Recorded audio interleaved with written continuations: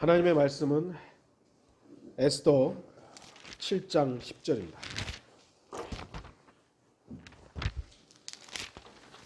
에스더 7장 10절입니다.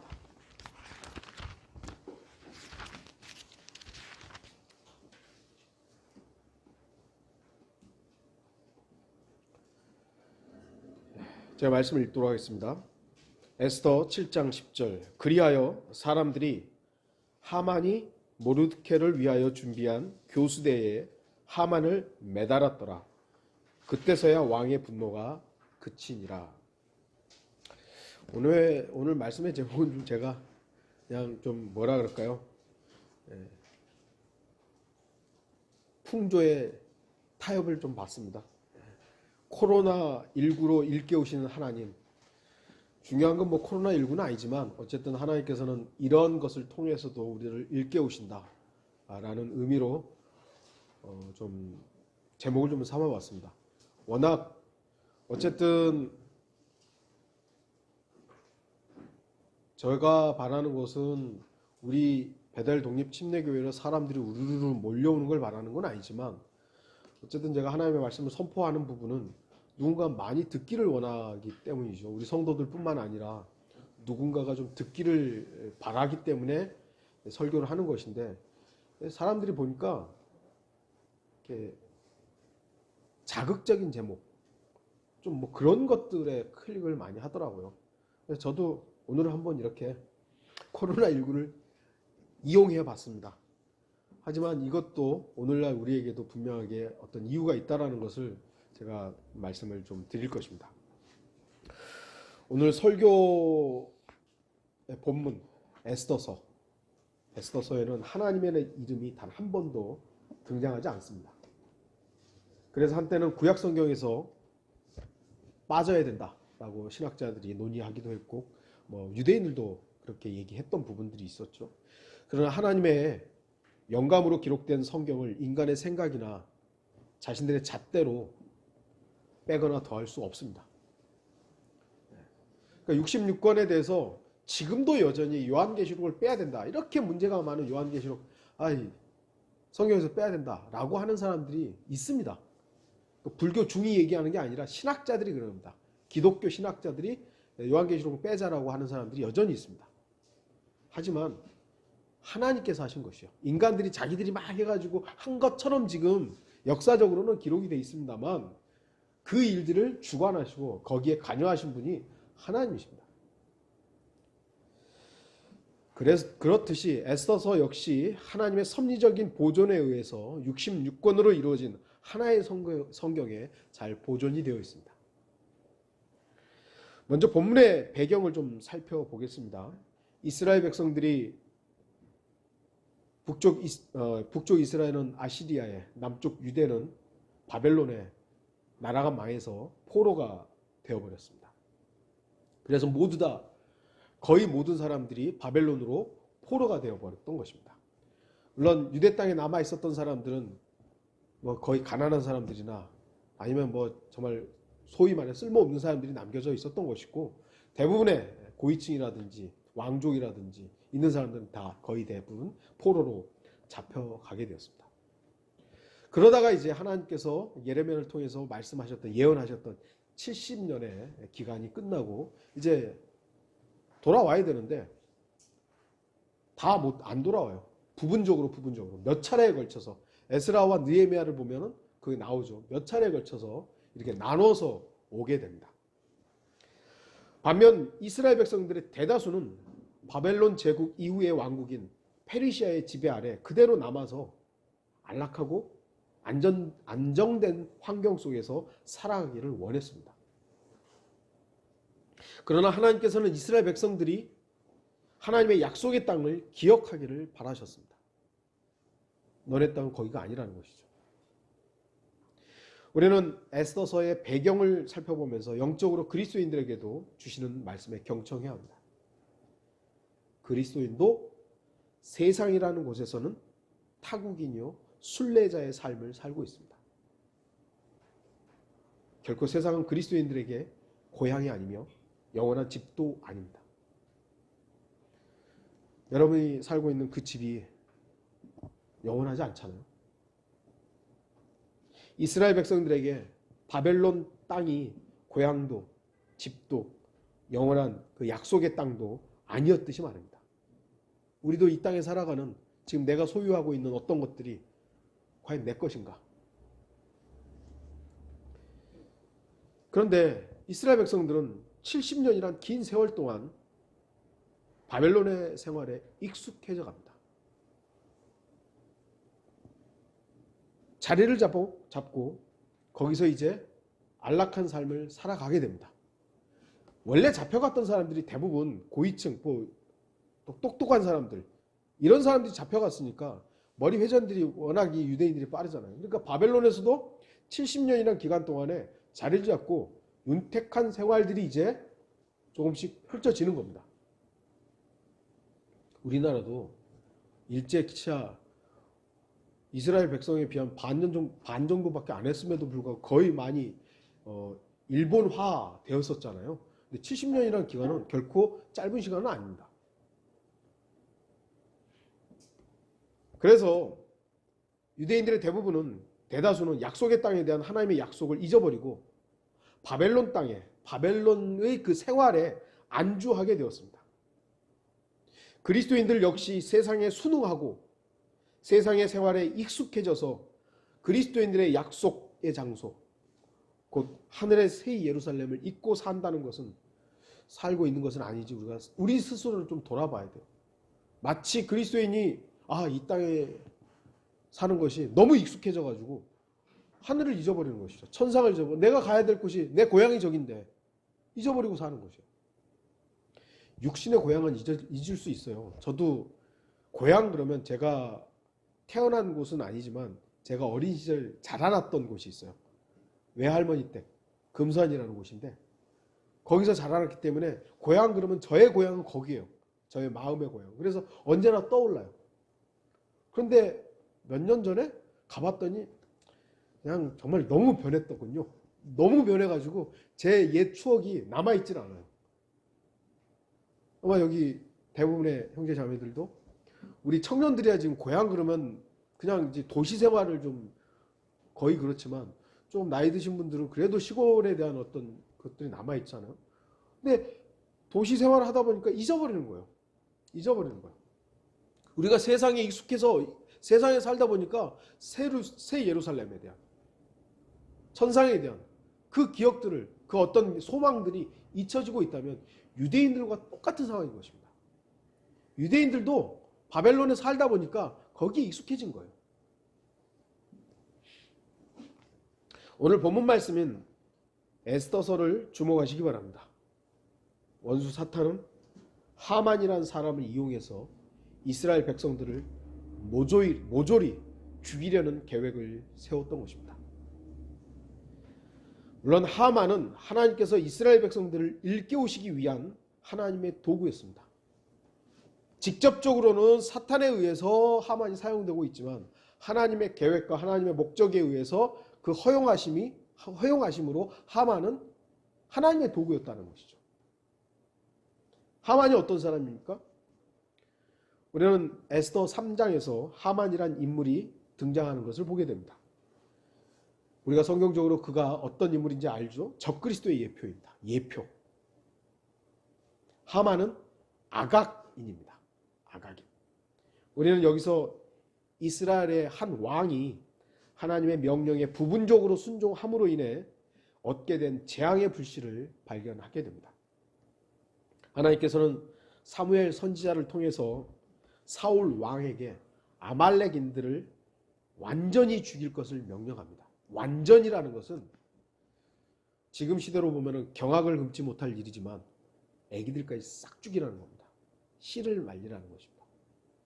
왜 그랬는지에 대해서 하나님께서 왜 그렇게 아말렉인들을 씨를 말려야 하는지에 대해서 모르는 상태에서 들으면 야, 하나님 정말 잔인한 분이구나 하겠지만 그 이유가 다 있었습니다.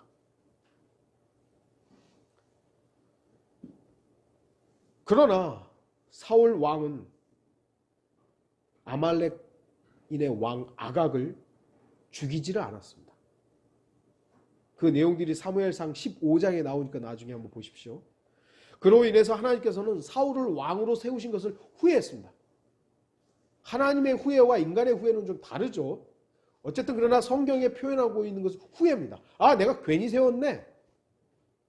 하나님의 큰 목적에 의해서는 그 부분들까지도 하나님의 계획 안에 있었을 것입니다만 어쨌든 표현상으로 하나님께서 후회하신 것입니다.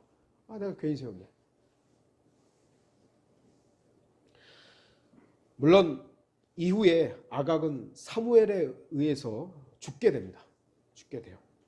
하지만 오늘 하만은 바로 그런 사울이 죽이지 않았던 아각의 후예입니다. 정말 하나님께서 명령하신 대로 사울이 그 아말렉인들 왕부터 시작해서 싹 죽여버렸다면 아각이라는 인물은 존재하지 않았겠죠. 그런데 잠깐 살려줬던 거예요. 그리고 몇몇들이 살아남았던 것이죠.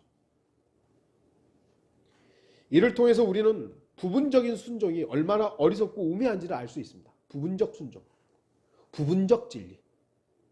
아주 정말 위험한 것들이죠. 그리스도인들도 하나님의 말씀을 읽고 듣고 실행하는 데 있어서 많은 어려움들이 있습니다. 그렇다고 해서 내 마음에 맞는 것은 순종하고 내 마음에 맞지 않는 것은 불순종해도 되는 건 아닙니다. 우리의 역량이 그렇게 발휘되지 못해서 못하는 것과 내 마음으로 거부해서 불순종하는 것은 다른 것입니다. 완전 다른 것입니다. 우리는 죄를 지을 수밖에 없는 인간이지만 죄를 짓지 않을 수 있는 선택을 할 수 있어요. 하나님께서 우리 인간에게 자유의지라는 걸 주셨기 때문에 죄를 안 지을 수 있는 선택권을 주셨어요. 그럼 죄를 안 지을 수 있어요. 그러면 우리가 어떤 물건을 훔치지 않았다고 해서 그럼 나는 죄를 안 지은 사람입니까? 이미 탐심을 가졌다는 것에 대해서 우리는 그것이 죄라는 걸 아는 거예요. 아, 나는 죄를 지을 수밖에 없는 인간이구나. 그래서 하나님 앞에서는 겸손해야 되는 거예요. 내가 물건을 훔치지 않았다는 것으로 거봐. 나는 물건을 훔치지 않았어. 이걸로 자만할 필요가 하나도 없는 인간입니다. 이런 것들을 모르니까 아, 나는 죄를 안 지을 수 있는 인간이구나라고 착각하는 것이죠. 부분적인 순종. 위험한 것입니다. 부분적인 순종은 사울과 같이 어리석은 짓을 하게 됩니다. 사울이 아각을 살려주었을 때 하나님께서는 사울을 왕으로 세우신 것을 후회했습니다. 하나님께서 우리를 어떤 일들로 우리가 지금 삶을 통해서 하나님과 교제하고 있는데 내 마음대로 사는 거예요. 하나님께서 어떤 부분에서 내가 쟤를 저렇게 사랑하는데 너무 일방적이잖아요. 하나님이 우리를 사랑하는 건 너무 일방적이지 않나요? 부모가 자식을 사랑하듯이. 근데 부모도 자식이 말 안 들을 때 얼마나 지지를 미운데요. 근데 주님도 우리가 말 안 들을 때 얼마나 믿겠어요. 그러나 일방적인 거예요. 계속적으로 일방적으로 우리를 사랑하고 계세요. 그게 은혜죠. 그걸 모르는 사람은, 그 은혜를 모르는 사람은 정말 하나님께서 우리를 구원하신 이유를 잊고 사는 것입니다. 사탄은 하만을 통해 하나님의 백성 이스라엘을 모조리 쓸어버릴 계획을 완료했습니다. 대환란 때에도 사탄은 짐승 적그리스도를 통해 하나님의 선택된 백성 이스라엘을 모조리 미혹해서 죽이려고 할 것입니다.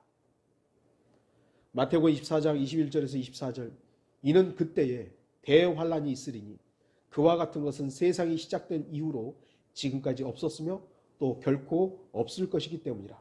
만일 그 날들이 단축되지 아니하면 어떤 육체도 구원받지 못하리라. 그러나 택함받은 사람들을 위하여 그 날들이 단축될 것이라. 그때에 만일 누가 너희에게 말하기를 보라 그리스도가 여기 있다 혹은 저기 있다 하여도 믿지 말라. 거짓 그리스도들과 거짓 선지자들이 일어나서 큰 표적들과 이적들을 보여주어 할 수만 있다면 그 택함받은 자들도 미혹하리라. 7년 대환란이라는 다니엘서를 기준으로 보면 한 주가 7년이기 때문에 우리는 7년 대환란이란 말을 씁니다. 그러나 마태복음 24장에 근거해서 그 7년이라는 시간은 단축될 수 있습니다.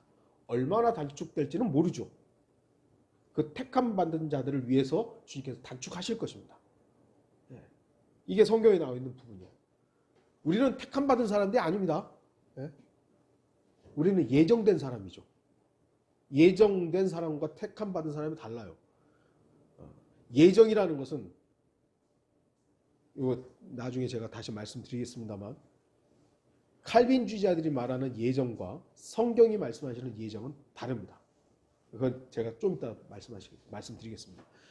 이스라엘 백성들은 아브라함 때부터 선택을 받은 거예요. 그래서 그들이 상관없이 태어나면 유대인으로 태어나면 선택된 백성인 거예요. 그냥 잘하고 못하고 뭐 잘 믿고 안 믿고 그것과 상관없이 그냥 유대인인 거예요. 태어났더니. 그러나 우리 그리스도인들은 우리는 하나님의 예정 속으로 들어가야만 예정 속으로 예수 그리스도를 믿음으로 그 예정으로 들어가야만 하나님의 아들들이 되는 겁니다.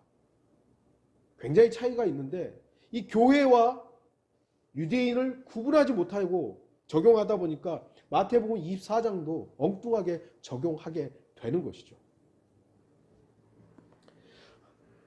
분명히 마지막 때 이제 대환란 때는 하나님께서 허용하시면서 사탄은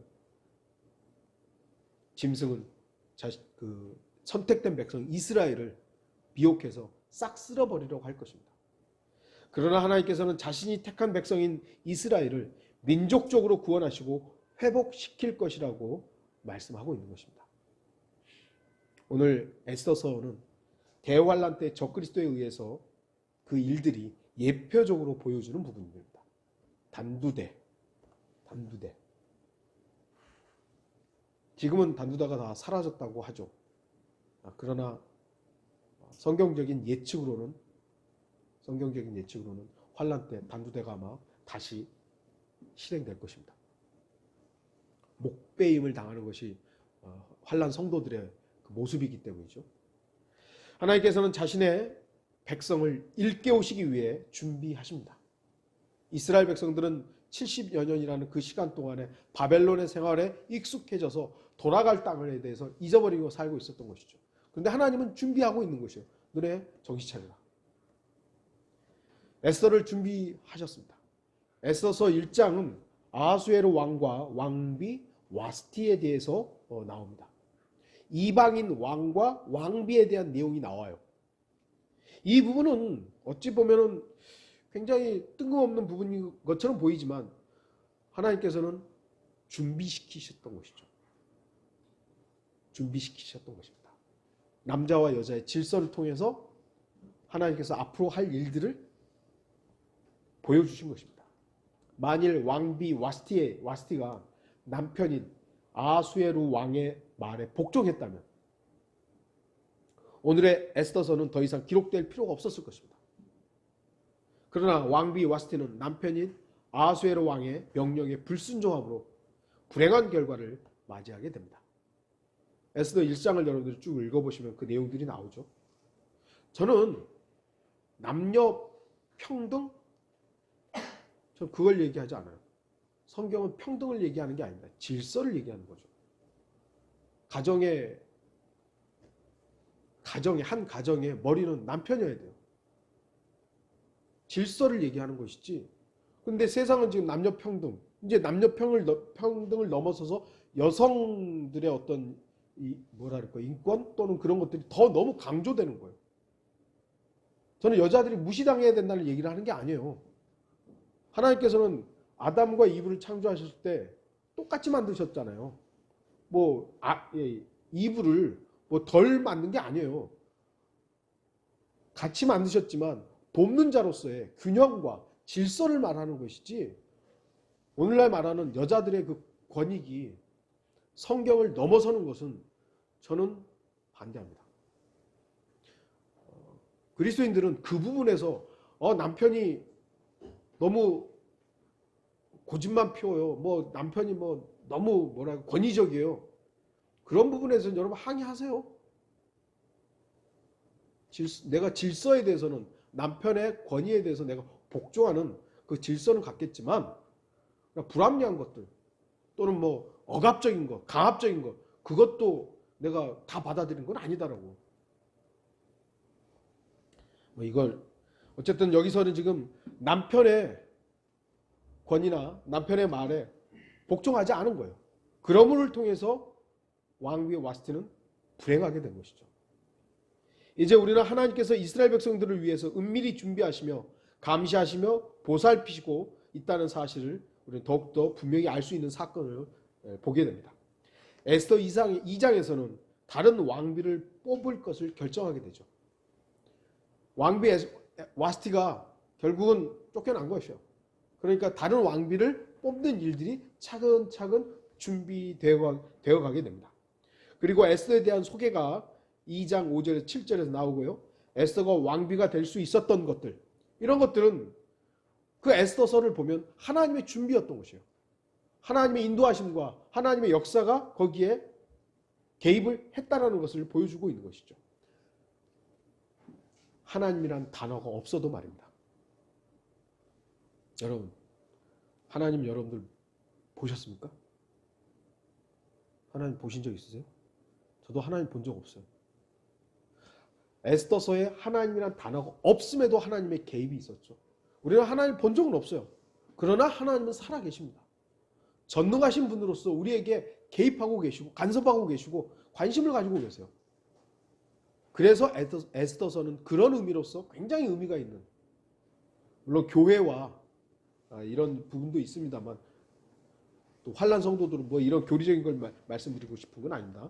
네, 우리는 사람들이 하는 일들이 항상 자신의 계획으로만 되는 것으로 생각하기도 합니다. 자기가 계획한 대로 된다. 계획한 대로 안 된다. 뭐 이러죠. 그러나 하나님께서는 사람들의 일에 개입하시고 간섭하십니다. 물론 죄와 연관된 일들, 또 자기 욕심대로 살 때는 내버려 두기도 하시죠. 네 마음대로 해. 그것도 있지만 간섭하시는 것이요. 하나님의 사역을 할 때 바른 판단력을 주시지 않는다면 과연 누가 하나님의 사역을 정확하게 감당할 수 있겠습니까? 그리스도인들이 하나님의 사역을 할 때 기도하는 이유는 그 일의 시작과 끝을 주 하나님께서 주관하시고 사람들은 하나님의 도구로서 바르게 사용되기를 구하는 것입니다. 기도의 이유가 뭘까요? 어떤 형제하고 잠깐 교제하면서 얘기를 했습니다만, 기도하지 않아도 우리 살 수 있잖아요. 기도하지 않아도 일합니다. 기도하지 않아도 사람들은 돈 벌고 다 합니다. 근데 왜 우리가 기도해야 되죠? 1차적으로 주님께서 기도하라고 했기 때문에 해야 하는 겁니다. 다른 이유는 뭐냐면 그 일을 주님께 알아보기 위해서요. 하나님 이걸 원합니다. 내가 이걸 원합니다. 하려고 기도하는 것이 아니라 하나님이 뭘 원하십니까를 알기 위해서 우리는 기도해야 되는 거예요. 내가 살고 있는 이 방향이 맞습니까? 내가 하려고 하는 이 일들이 주님이 원하시는 것과 부합합니까? 주님을 뭘 원하십니까? 이걸 묻기 위해서 우리가 기도하는 것이지, 뭐 주님 이번엔 돈 1억을 벌어야 돼요. 벌게 해 주시옵소서 믿습니다. 그러려고 기도하는 게 아니라고요. 근데 오늘날 기도가 너무 왜곡되어 있어가지고 기도만 하면 다 들어준다고. 우리의 기도는 주님께 의탁하기 위해서요. 주님의 주관하심에 맡기기 위해서 기도하는 거예요.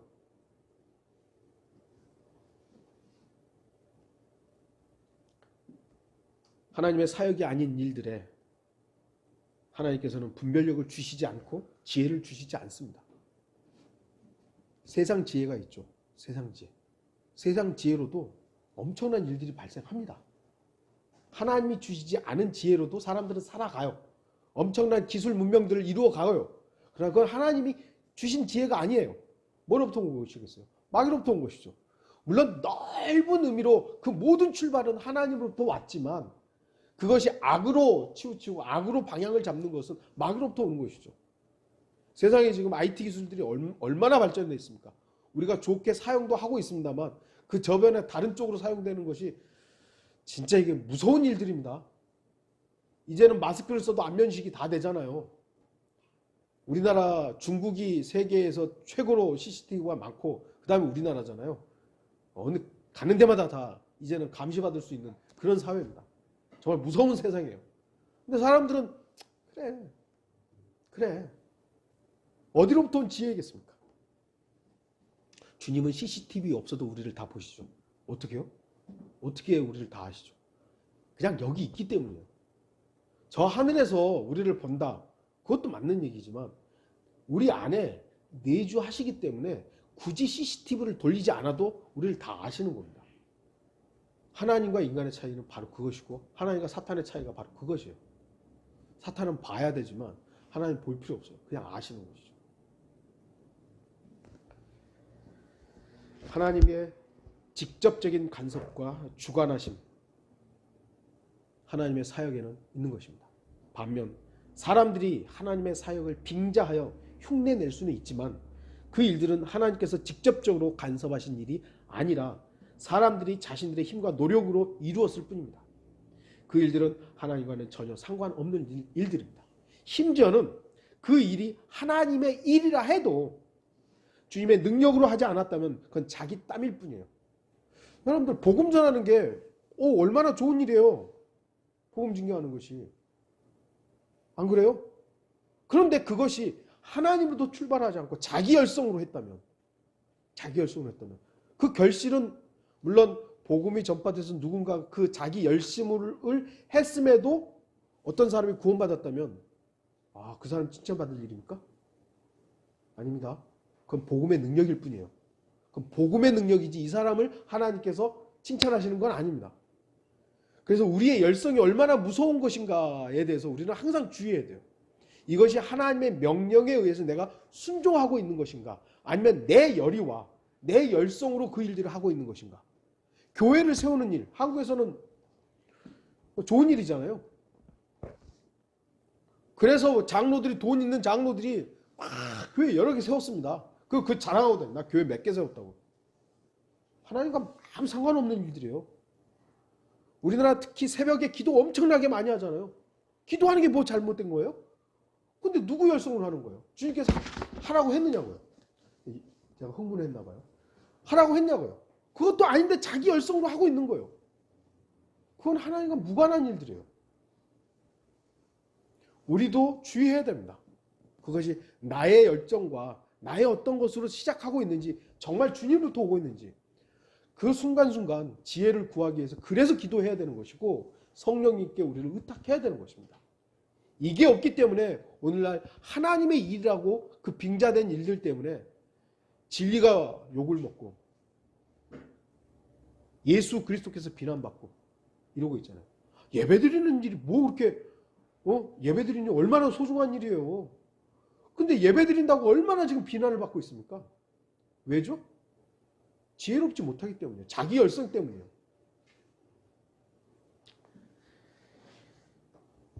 또한 하나님께서는 내버려 두신 일들이 있습니다. 그런 일들은 하나님의 허용하신 뜻 안에서 이루어진 일들입니다. 오늘날 하나님께서는 침묵하고 계시는 것이 아닙니다. 자신의 때를 기다리고 있는 것이죠. 하나님 어디 있냐고. 하나님이 계시다면 이렇게 악한 일들이 그 성범죄뿐만 아니라 얼마 전에 또 목사 하나가 또 진짜 기가 막힌 일들을 했더만요. 제가 그래서 목사라는 말을 요즘 잘 안 써요. 저 그냥 목사가 아니라 먹사 할래요. 그냥 그러고 있는데 너무 추악한 일들이 많이 발생해요. 하나님이 살아계시다면 왜? 사람들이 이렇게 질문하는 거예요. 야, 하나님이 살아계시다면 왜 저런 목사 저런 거 안 데려가냐고. 빨리 죽여버리지. 그렇죠. 우리 마음 같아서는 그렇죠.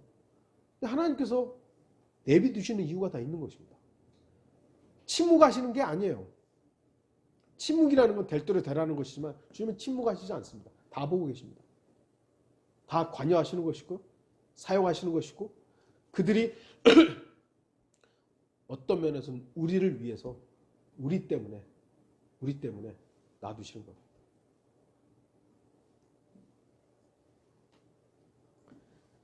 하나님의 허용하신 뜻 안에서 사탄에 의해서 일어난 일들이 너무 많죠. 세상의 모든 일들에 하나님께서는 직간접적으로 간섭하고 계십니다.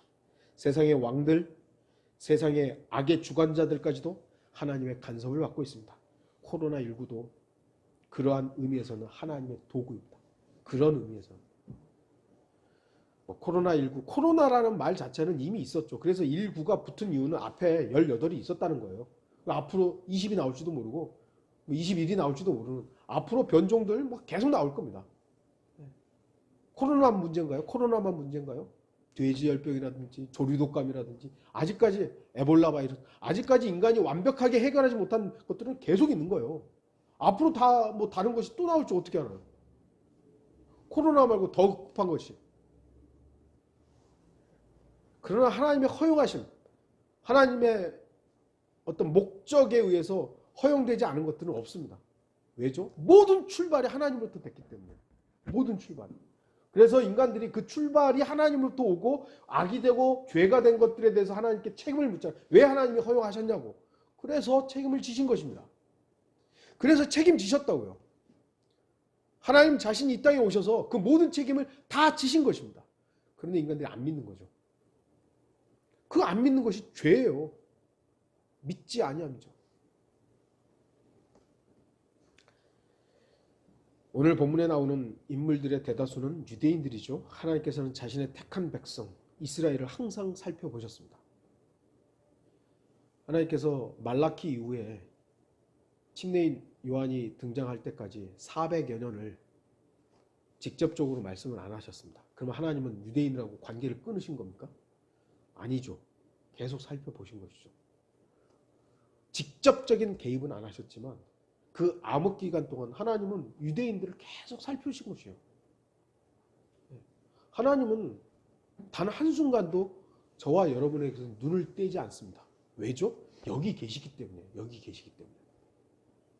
우리가 주님을 잠시 잊을 수는 있지만 주님은 우리를 떠날 수도 없고 우리에게서 눈을 뗄 수도 없습니다.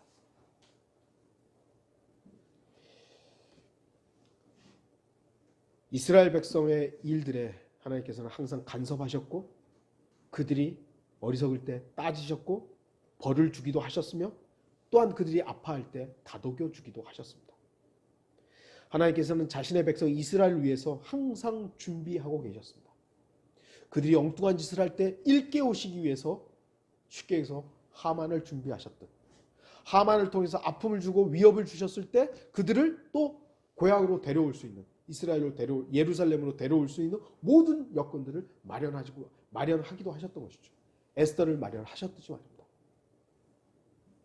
하나님께서는 에스더를 왕비로 세우시면서 앞으로 다가올 재앙을 준비하도록 하셨습니다. 이스라엘 백성을 죽음의 위협으로부터 벗어나게 하기 위해서 준비하셨던 것은 위대한 하나님의 손길을 느낄 수 있는 부분들이죠. 아, 하나님은 항상 길이 있구나. 보호하시는구나. 저는 한때 그런 생각을 했던 적이 있어요. 600만이 넘는 유대인들이 히틀러에 의해서 죽어갈 때 야, 하나님께서 왜 그들을 다 안 살려주셨을까? 하나님 백성인데. 안타까웠죠. 그러나 하나님께서는 그들을 일깨우기 위해서 그런 방법들을 사용하신 것이고요. 우리가 볼 땐 너무 잔인한 부분들이지만 그리고 유대인들을 그렇게 죽이시면서까지 그들에게 하나님께서는 어떤 보장이 없이 그렇게 하셨을까요? 하나님의 백성으로서. 저는 천년왕국에 그들이 부활해서 들어갈 거라고 봐요. 유대인들. 천년왕국을 통해서 유대인들에게 또한 그들의 나라, 그들의 그 왕국으로서 보장되어 있기 때문에 기회를 또 주실 것이라고 봐요. 그리스도인들에게도 얼마나 큰 위안을 주는 것입니까? 하나님께서는 자녀들인 그리스도인들을 위해 준비하십니다. 그리스도인들은 이스라엘과 같지 않습니다. 하지만 오히려 이스라엘 백성들보다 더 나은 사람들이죠. 아까도 말씀드렸듯이 유대인들은 하나님의 백성이에요. 하나님의 백성. 그러나 우리 그리스도인들은 하나님의 아들이에요. 아들들. 아들하고 백성하고 같나요? 어디가 더 존귀함을 받는 것이죠? 아들이에요. 물론 우리도 넓은 의미로서의 하나님의 어떤 그 통치권에서는 백성이라는 의미도 있습니다만 우리가 통치자로서 통치할 거 아니에요. 백성과는 급이 다른 겁니다. 우리는. 급이 다른 거예요. 그리스도인은 하나님의 아들들이죠. 영접하는 자, 곧 그 이름을 믿는 사람들에게 하나님의 아들들이 되는 자 권세를 주신 것입니다. 그러므로 우리는 영적으로 많은 교훈을 얻을 수 있습니다. 하나님께서는 그리스도인들을 다가올 진노로부터 보호하시겠다고 약속하셨습니다. 우리 개개인들의 고난과 역경은 있죠. 그러나 데살로니가전서 1장 10절에서 말씀하시는 다가올 진노라는 것은 대환란을 말하는 겁니다. 또 하나님께서 죽은 자들로부터 살리신 그분의 아들, 즉 다가올 진노로부터 우리를 구해내신 예수께서 하늘로부터 오심을 기다린다는 것이냐. 하늘로부터 오시는 그것을 기다리는 사람들에게 다가올 진노가 뭐예요? 대환란이거든요. 근데 그 대환란으로부터 우리를 구해내시는 겁니다. 그래서 그리스도인들은 대환란 통과하지 않는 거예요. 개인의 어떤 고난과 박해 이런 것들은 있을 수 있습니다만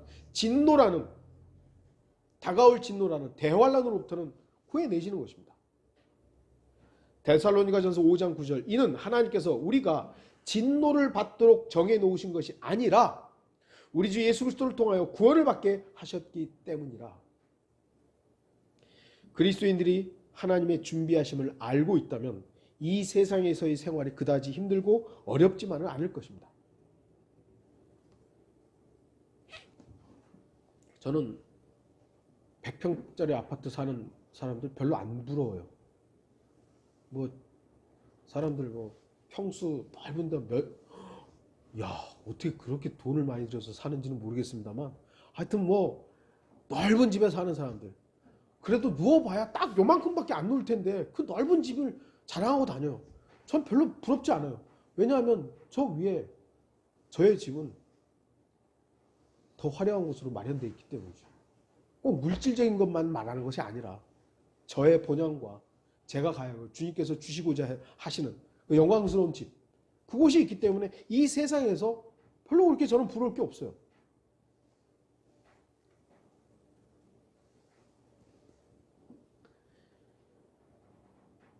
이스라엘을 위한 하나님의 준비하심으로 인해 유대인들이 재앙으로부터 보호됐던 것처럼 주님께서는 우리를 다가올 진노로부터 구원하실 것입니다.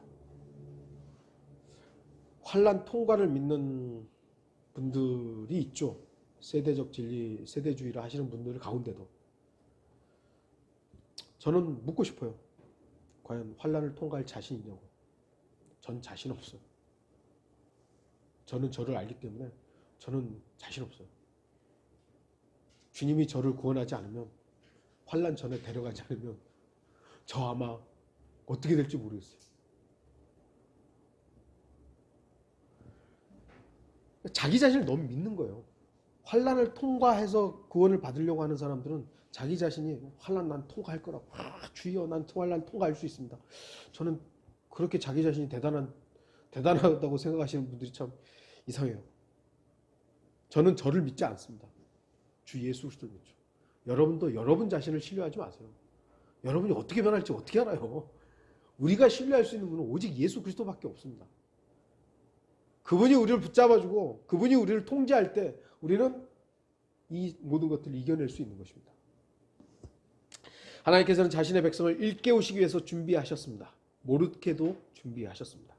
사람들이 어떤 일을 준비하고 계획하는 것은 항상 허점이 있습니다. 완벽하게 준비를 했다고 해도 일이 진행되다 보면 뭔가 잘못된 것들이 발견이 돼요. 모든 걸 확인하고 했는데도 불구하고 하다 보면 뭐가 허점이 나와요. 그러나 하나님의 준비하심과 계획은 철저하며 한치의 빈틈조차 발견할 수 없습니다. 하나님의 계획은 항상 완벽하며 그 완벽한 계획을 사람들이 신뢰하기만 한다면 인간에게는 아무런 문제도 없습니다. 문제는 인간들이 주 하나님을 절대적으로 믿지 않는 그 죄 때문이죠.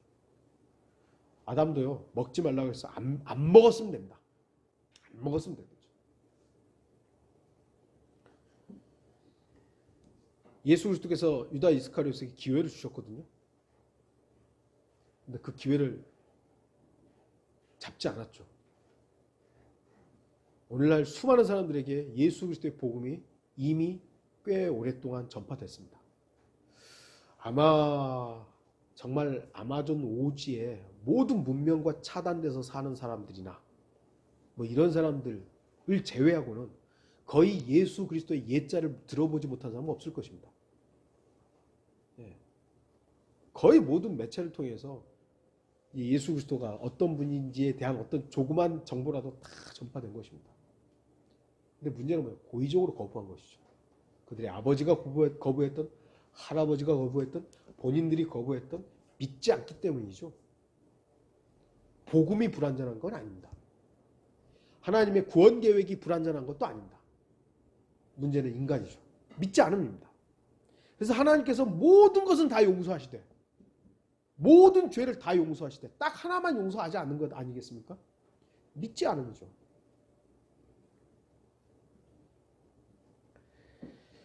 하나님의 가장 완벽한 준비는 바로 죄인들을 구원하기 위한 구원 계획입니다.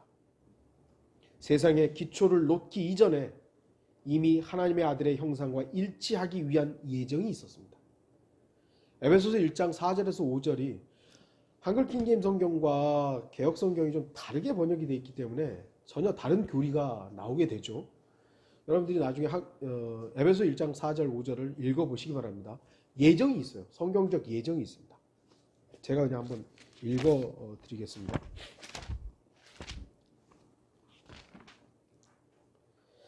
하나님께서 세상의 기초를 놓으시기 이전에, 뭐 이제 개역성이 태초 이전에 이렇게 되어 있죠.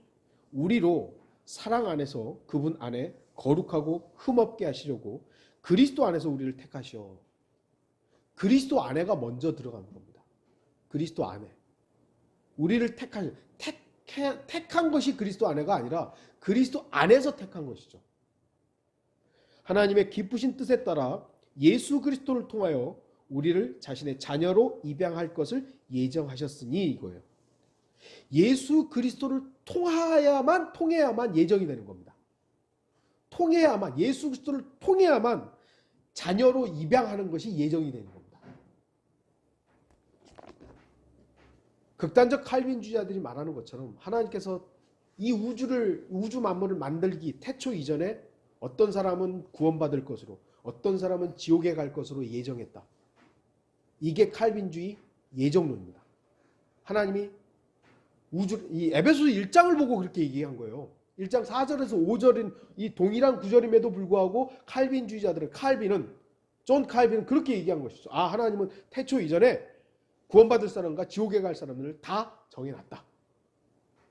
그리고 구원받기로 예정된 사람은 자기가 믿기 싫어도 성령의 강권하심으로 믿을 수밖에 없다. 그래서 그 믿은 사람은 구원이 영원히 보장된다. 이게 칼빈주의 5대 교리를 제가 쫙 얘기를 해준 거예요. 이단 교리거든요. 그럼에도 불구하고 한국은 이 칼빈주의 예정론이 정통 교리가 되어 있습니다. 그런 게 어디 있어요? 다 예정됐는데 그러면 죄인은 믿고 싶어도 못 믿는 거예요? 믿으려고 애를 써도 성령께서 안 믿게 하면 못 믿는 겁니까? 하나님은 그러면 어떤 사람은 구원받기로 딱 예정해놓고 어떤 사람은 지옥 가기로 예정해놓고 하나님 같은 폭군이 어디 있어요? 하나님은 분명히 디모데전서 2장 4절에 모든 사람이 구원받기를 원하신다고 해놓고 그럼 그 모든 사람에는 예정된 사람만 포함되는 겁니까? 말도 안 되는 교리가 정통이라는 이름으로 한국은 버젓이 이단을 판별하고 있는 거예요.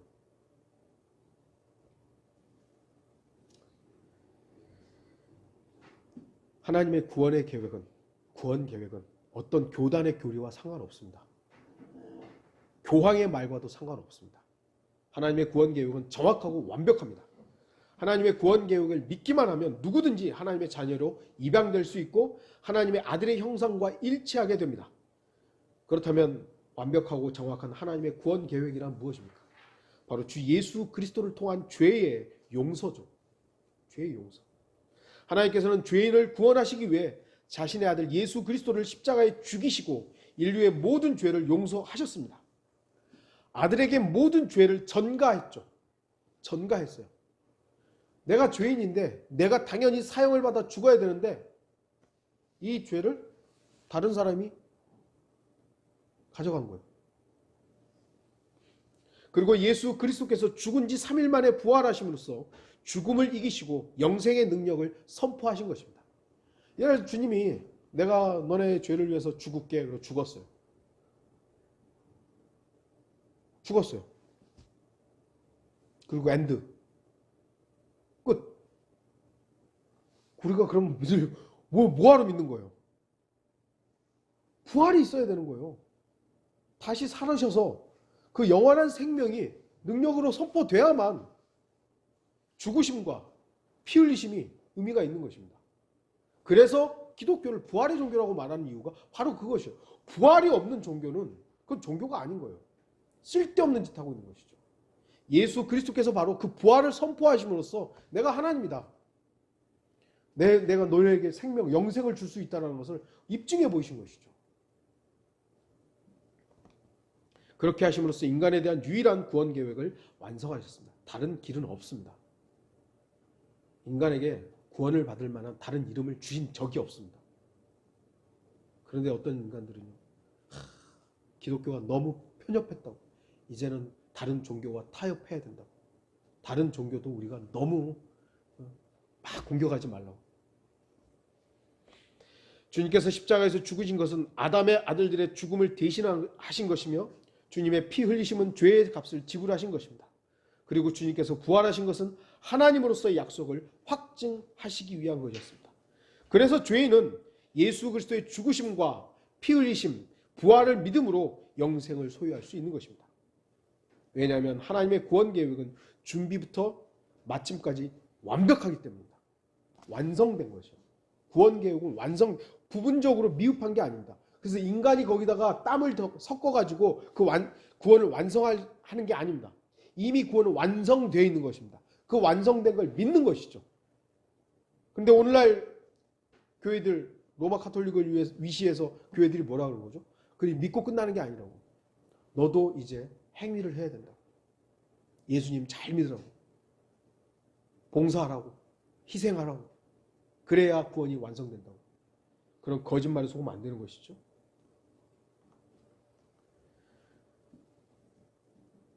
하나님께서 이 에스더와 모르드케를 이스라엘 백성을 위해 준비하셨듯이 주님께서는 죄인인 온 인류의 죄를 구속하시기 위해 하나님의 아들이신 주 예수 그리스도를 준비하셨습니다.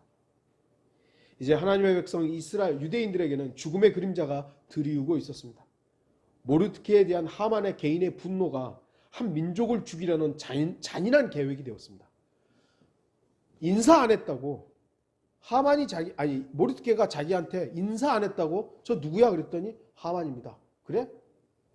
저 왜 인사 안 해? 그 민족이 누구야? 유대인입니다. 그래? 싹 죽여버려야 됩니다. 이렇게 된 것이죠. 사탄은요, 한 사람 때문에 전부를 죽이려고 합니다. 하지만 하나님께서는 한 사람을 통해서 전체를 살리려고 하십니다. 정말 다르죠? 사탄은 예수 그리스도 때문에 전부 다 지옥의 자식을 만들려고 하는 거예요. 그러나 하나님께서는 예수 그리스도 한 분을 통해서 전 인류를 구원하시기를 원하는 겁니다. 오늘은 잠시 에스더 개인을 좀 살펴보겠습니다. 에스더는 하나님의 준비하심에 의해 당대 세계 최강의 나라였던 페르시아의 왕비가 되었습니다. 한 개인의 부와 영예는 개인의 것입니다. 그러나 그리스도인들은 그것들이 어디로부터 출발했는지 분명히 알아야 합니다. 여러분들이 지금 누리고 있는 것들, 뭐 그렇게 많지는 않지만 여러분이 누리고 있는 것들 어디로부터 왔는지 기억해야 합니다. 이건 뭐 내가 열심히 벌어서 한 거지 뭐. 내가 뭐 열심히 운동했으니까 건강한 거지 뭐. 그것이 아닙니다. 구약시대에는 물질의 풍요로움이 하나님의 복이었습니다. 그러나 신약시대에는 물질의 풍요로움이 곧 하나님의 복은 아닐 수도 있습니다. 그럼 우리가 물질이 많으면 그건 저주다, 그거 말하는 건 아니죠. 그러나 우리가 주의해야 되는 것이죠. 신약 그리스도인들에게는 오히려 물질에 대한 약속보다는 영적인 약속이 더 많이 등장한다는 것을 기억해야 됩니다. 분명 에스더는 개인적인 부와 명예를 얻었습니다. 그러나 에스더에게는 부와 영예가 위협을 받게 됩니다. 유대인이었죠. 에스더는 아하수에로 왕의 사랑을 한 몸에 받고 있었음에도 근 30일 동안 이제 왕의 부름을 받지 못한 상태가 됐습니다. 분명 에스더 개인에게 위기의 상황이었습니다. 자신의 동족이 몰살을 당할지도 모르는 상황. 그렇다고 왕의 명령 없이 왕 앞에 나갔다가 왕이 살려주지 않으면 자기도 죽을 수 있는 거죠. 그런 상황이었습니다. 분명히 갈등할 수밖에 없는 상황이었습니다. 이때 모르드케는 하나님의 준비하심에 대해서 알려줍니다. 에스더 4장 13절 14절에 모르드케가 에스더에게 대답하도록 명하기를 너는 왕궁 안에서 모든 유대인보다 잘 피할 것으로 생각하지 말라. 만일 이때 너까지도 잠잠하면 유예와 구원이 다른 곳으로부터 유대인에게 있겠으나 너와 내 조상의 집은 멸망을 당하리라. 내가 이때를 위하여 왕국에 들어가게 되었는지 누가 알겠느냐. 에스더는 동족을 위해 일할 것인가 아니면 자신의 생명을 연장할 것인가를 놓고 고민할 수밖에 없었습니다. 이때 하나님의 선택된 백성 이스라엘을 위해 일한다는 것은 그때는 하나님의 일이었던 것이죠. 우리에게도 개인적으로 이러한 순간들이 많이 발생할 수 있습니다. 하나님의 일을 할 것인가 아니면 나를 위해 일할 것인가. 이러한 결정은 진정 아무도 대신 내려줄 수 없습니다. 누구도 강요할 수 없습니다. 아무도 여러분에게 하나님의 일을 할 것을 강요하고 강압할 수는 없습니다. 거리설교 하십시오 라고 강압해서는 안 되는 거예요. 여러분 복음 전하는 거 그거는 그리스도인들이 반드시 해야 되는 일이기 때문에 여러분 꼭 해야 됩니다. 강요할 수 없는 것이에요. 강요해서도 안 되는 것이고 하나님의 모든 일은 자원함이에요. 헌금을 하고 여러분이 예배에 참여하고 여러분이 교제하고 모든 것들이 물론 설교자는 하나님의 말씀을 근거로 여러분에게 이렇게 해야 됩니다라는 것들 제시하지만 제가 여러분에게 개인적으로 강요하거나 강압하거나 한다는 건 그건 안 되는 것입니다.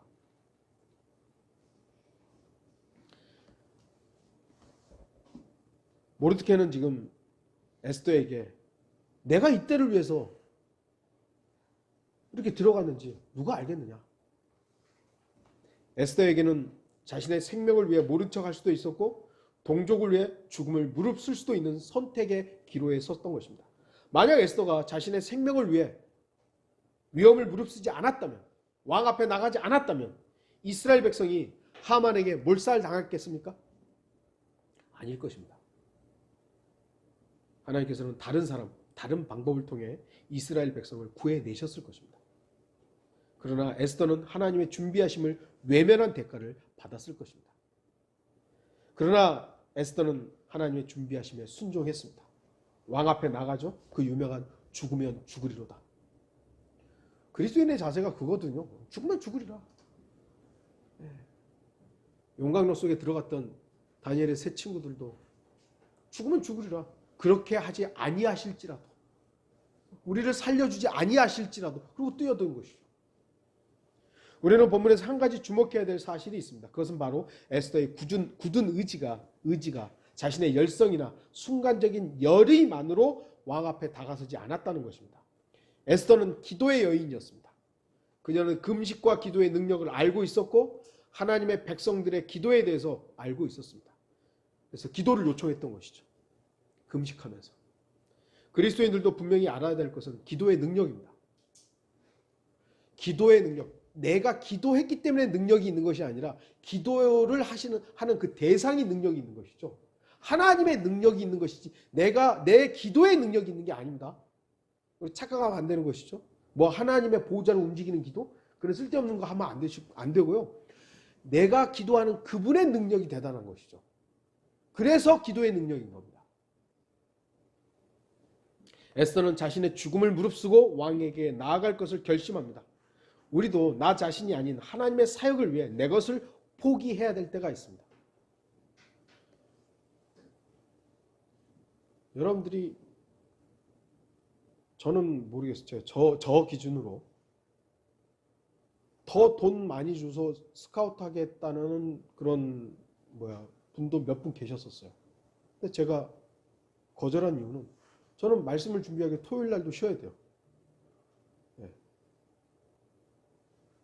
저는 저의 본업은 말씀을 선포하는 이 목회자의 일이기 때문에 돈을 버는 것보다 이 일을 선택한 돈 적게 벌지만 제가 목회를 하는데 용이한 직장을 선택한 것이에요. 제가 나가서 뭐 엉뚱하게 그냥 쉬엄쉬엄하고 그냥 대충 했으면 저보고 돈 더 줄게 오라고 한 사람 없을 거 아니에요. 저 열심히 합니다. 그거 보고 돈 더 줄 테니까 오라고 그러더라고요. 근데 토요일 날도 일해야 된대요. 아니, 죄송합니다. 저는 지금 직장에 만족한다고. 아마 여러분 중에도 그런 분들이 계실 거예요. 네. 여러분이 더 어떤 것들을 더 누릴 수 있음에도 불구하고 주님을 섬기기 위해서 손해보고 그런 것도 있을 것입니다. 중요한 결정들이거든요. 난 돈 버는 게 더 중요해. 그럼 그쪽을 선택하는 거예요. 그 누구도 막 강요하거나 대신할 수 없는 것들이죠. 바로 그 순간 우리가 하나님의 일들을 선택했을 때, 이게 내 개인 것 말고 하나님의 일을 선택했을 때, 그럼 마귀는 떠나는 줄 아십니까? 즉각적으로 우리의 열성을 사용합니다. 열정을 사용합니다. 하나님의 사역을 위한 우리 개인의 열정과 열의는 분명히 평가되어야 될 부분이지만 열성 자체는 오히려 하나님의 사역을 그르치는 주요한 수단이 될 수 있다는 것을 기억하십시오. 자기 오름이요. 아무도 못 막아요. 자기 오름은. 저도 한때 그래봤기 때문에 그걸 알아요. 자기 오름은 아무것도 안 보여요. 그냥 그것만 보이지. 그 일이 아무리 하나님이라 일이라 해도 하나님보다 앞서는 모든 것들이 마귀적인 것임을 알아야 된다. 하나님보다 앞서는 것. 하나님의 사역을 위한 나의 굳은 의지는 반드시 기도와 함께 이루어져야만 합니다. 왜죠? 아까도 말씀드렸듯이 기도는 하나님께 묻는 거잖아요. 하나님, 내가 이렇게 하려고 그러는데 해야 됩니까? 해야 됩니까? 확신을 주십시오. 그게 아니라 내 확신만 딱 가지고 이건 하나님의 일이니까 해야 돼. 그러면 하나님이 뭐라 그래도 안 들린다니까요. 왕비 에스더는 그러한 사실을 잘 알고 있었고 실천에 옮길 줄 알았습니다. 그래서 요청하고 기도해달라고. 내가 이제 왕에게 들어가야 되는데 하나님의 인도하심에 귀 기울여야 됩니다. 하고 기도한 것이죠. 우리는 예수 그리스도께서도 기도와 금식에 대해서 말씀하신 부분을 알고 있습니다. 마태복음 17장 21절 그러나 이런 종류는 기도와 금식에 의하지 않고는 나가지 아니하느니라. 이게 분명히 예수님이 하신 말씀이죠. 그러나 킹제임스 성경 이외에는 이 구절이 없죠. 없음 돼 있죠. 이 외에도요. 금식과 연관되어 있는 단어들이요. 마가복음 9장 29절, 사도행전 10장 30절, 고린도전서 7장 5절, 고린도후서 6장 5절, 11장 27절에 금식이라는 단어가 다 빠져 있습니다. 근데도 불구하고 일반 교회들은 금식 엄청 해요. 오히려 성경을 믿는 사람들이 금식을 많이 안 하죠. 참 희한하죠. 금식이란 어떤 겁니까? 자신의 육신의 필요를 멀리 하면서까지 중대하고 급박한 일들에 대해서 기도할 필요가 있을 때 금식하는 거예요. 그러니까 아무 때나 1월 1일부터 대금식 저도 많이 해봤는데 금식 기도에 그런 거 하는 게 그냥 의례적으로 하는 거 말고요. 이건 정말 내가 먹지 않고 기도해야 할 만큼 중요한 일이 있다.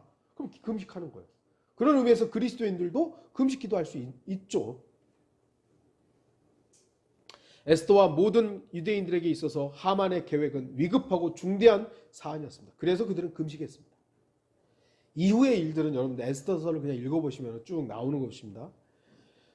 하나님께서는 안락함에 물들어 있던 이스라엘 백성들을 일깨우시기 위해서 모든 것들을 하만을 준비하셨고 아하수에르 왕에 대해서도 준비하셨고 와스티를 또 폐위하셨고 에스더에게 지혜를 주셨고 모르드케 일들을 찾아내게 하셨고 그렇게 함으로 결국은 하만이 모르드케를 위해서 마련했던 여기 보시면 쉽게 얘기해서 그 단두대죠. 그런 것들을 하만이 매달리게 장대에 매달리게 됐던 것이죠. 이게 이제 에스더 쭉 나오는 내용입니다.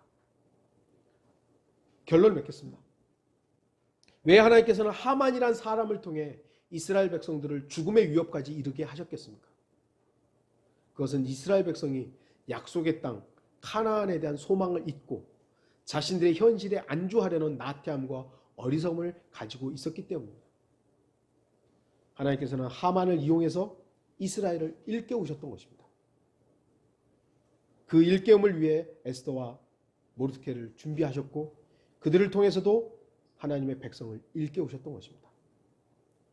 이스라엘 백성은 하만의 위협 때문에 자신들의 고향을 생각하게 되었고 약속의 땅에 대해서 기억하게 되었을 것입니다. 그 소식이 알려졌을 거 아니에요. 하만이 우리를 다 죽이려고 한다. 유대인들에게 다 알려졌을 거 아니에요. 그러니까 이제 에스더를 위해서 기도했을 거 아닙니까? 그때 야 여기가 우리 집이 아니구나. 이렇게 하만을 통해서 우리가 싹 몰살할 수도 있는 위협이 있구나. 그러면서 깨달았을 거 아니에요. 아, 우리에게는 하나님의 약속이 있는데. 오늘날 그리스도인들이 하늘의 본향을 기억하지 않고 소망하지 않을 때 하나님께서는 또 다른 하만을 사용하셔서 그리스도인들을 위협할 것입니다. 코로나19 아까도 말씀드렸듯이 꼭 코로나19만 말하는 것이 아니죠. 우리가 이 땅에 살아가는데 너무 다 잘 되는 거예요. 그러면 굳이 하늘나라를 소망하겠어요? 반기독교적인 정부, 비성경적인 법규들, 이제 동성애도 이제 그 죄라고 얘기하면 잡혀갈 수 있잖아요. 학교에서도 동성애도 가능한 교과서들이 이제 출판돼서 배포되고 있죠. 군대에서도 이제 동성애자들이 또 트랜스젠더들이 자기의 권리를 주장하는 그 법들이 나오고 있죠. 세상의 미움을 받지 않기 위해 타협하는 기독교인들, 적그리스도의 세력들, 마지막 때의 현상들, 이 모든 것들을 여러분들 보시면서 아, 이게 하나님께서 나를 일깨우시기 위한 도구구나. 그러한 모든 것들은 우리에게 하늘의 저택을 기억하라고 일깨우시기 위한 것임을 알아야 합니다. 현재 우리 곁에서 일어난 수많은 일들, 곧 고난과 어려움과 슬픔들은 위를 바라보게 하게 하시려는 하나님의 준비하심의 도구임을 상기하시기 바랍니다. 우리 주변에서 일어나는 지금 세상의 마지막 때와 연관해서 많이 발생하는 모든 일들, 여러분들 그냥 흩어 지나지 마십시오. 아, 위를 바라보게 하시는 하나님의 도구구나. 고린도후서 4장 18절을 읽고 마치도록 하겠습니다. 우리가 바라보는 것은 보이는 것들이 아니요 보이지 않는 것들이라. 이는 보이는 것들은 잠깐뿐이지만 보이지 않는 것들은 영원하기 때문이라. 다 같이 기도하시겠습니다.